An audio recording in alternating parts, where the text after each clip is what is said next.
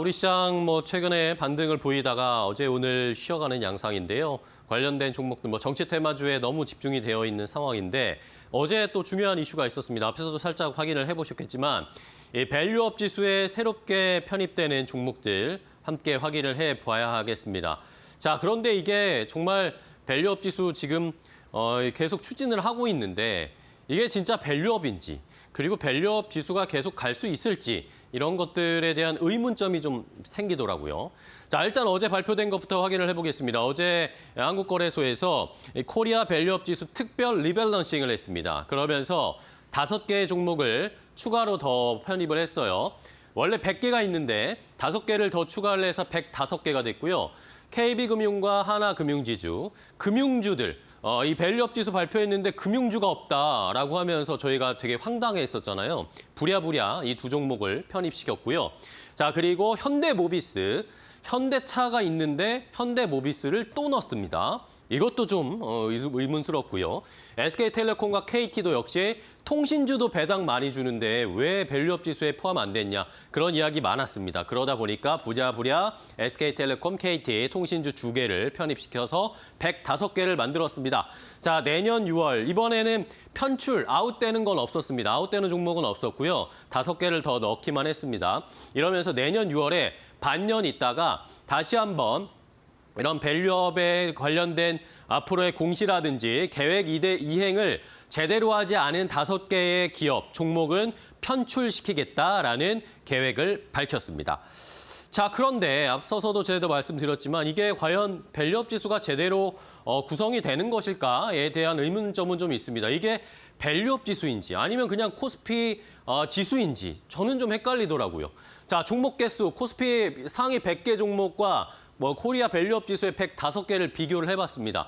지수의 시가총액 상위 10개 비중, 그러니까 코리아 밸류업 지수에는 상위 100개 중에 105개 중에 10개가 집중적으로 시가총액이 큰 종목들이 많습니다. 삼성전자, SK하이닉스 이런 게 있으니까. 그런데 나머지는 또 작은 종목들이 있으니까 이렇게 시총 상위주들이 좀 집중되어 있는 경향이 나타나 있고 이게 코리아 밸류업 지수 아닙니까? 기업 가치 제고 계획을 잘 이행하는 그런 기업들을 저희가 편입을 해야 되는데 코스피 100보다 이걸 이행하는 기업들이 더 적습니다. 밸류업 지수에 오히려.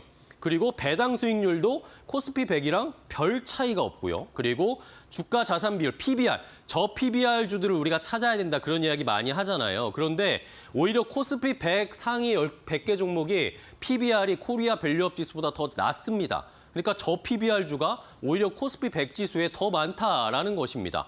그러니까 저는 헷갈리는 것이고 투자자들도 이게 코리아 밸류업 지수가 맞나라고 의문을 가지시는 분들이 꽤나 제 주변에도 많더라고요.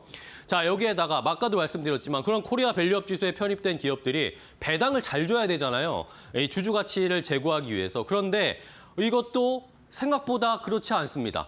배당 수익률 2%를 하회하는 종목이 100개 넘는 종목 가운데 절반을 넘습니다. 53개가 이런 배당 수익률이 보시는 것처럼 0점대에 그치고 있습니다. 우리가 알고 있는 최근에 미운 털이 잔뜩 박힌 이수페타시스 0.46밖에 안 줍니다. 그리고 다른 종목들도 논란이 되는 종목들도 많고 이런 삼양식품 같이 주가 굉장히 잘 가는데도 배당을 생각보다 많이 안 주고 있기 때문에 물론 앞으로의 가능성에 베팅을 하고 주문을 걸고 이렇게 편입시킨 이유도 있겠죠. 이것뿐만 아니라 밸류업 지수라는 이름이 무색하게 밸류를 다운시키는 기업들도 이 밸류업 지수에 포함되어 있습니다. 자, 밸류업 지수 포함된 23개 종목 가운데 ESG 공시 등급이 B등급 이하인 종목들이 생각보다 많습니다. 아까 말씀드렸죠? 이수페타시스 갑자기 유상증자 때리겠다 하면서 많은 개인 투자자들의 욕을 먹었는데 이러다가 이게 실패하니까 이제는 제2호란 2차 전지 기업을 인수하겠다랍니다. 갑자기요.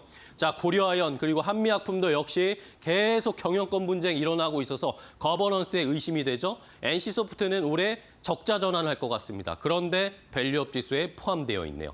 자, 밸류업 지수 과연 좋게 잘 흘러갔으면 좋겠습니다. 정책 모멘텀도 받고 우리 시장을 선진 시장으로 끌어올려주는 그런 모습을 기대하고 있는데 과거에 기억하세요? K-뉴딜, BBIG 지수 이제는 아무도 쳐다보지 않습니다. 전 정권에서 추진했던 거 이런 것들을 생각해 봤을 때 이번에는 제발 K 밸류업 지수 계속해서 좀 이어지면서 우리 시장을 끌어올려줬으면 하는 바람입니다.